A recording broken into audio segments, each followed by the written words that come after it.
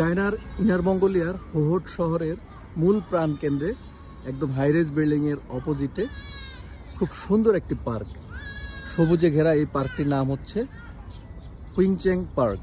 এই পার্কটি চারদিকে দেখেন একদম সবুজ, মানে শহরের মাঝখানে এমন সবুজ দৃশ্য বিভিন্ন কান্ট্রিতে কল্পনা করা যায় না, কিন্তু এরা দেখেন খুব সুন্দর ওয়েল অর্গানাইজ করে এই পার্কটিকে সাজিয়েছে। চারপাশে এত সারি সারি গাছ, অদ্ভুত সুন্দর লাগতেছে। এছাড়াও এই পার্কের বিভিন্ন জায়গায় ছোট ছোট লেক আছে। লেকের পাশে বিভিন্ন জন, এখানে স্থানীয় লোকজন এসে ঘোরাফেরা করতেছে, কেউ এক্সারসাইজ করতেছে, বিভিন্ন বয়সের মানুষরা এসে ঘুরতেছে। আবার দেখেন এই যে লেকের পাশে একটা মা তার বাচ্চাকে নিয়ে খেলা করতেছে, সম্ভবত বাচ্চাটা।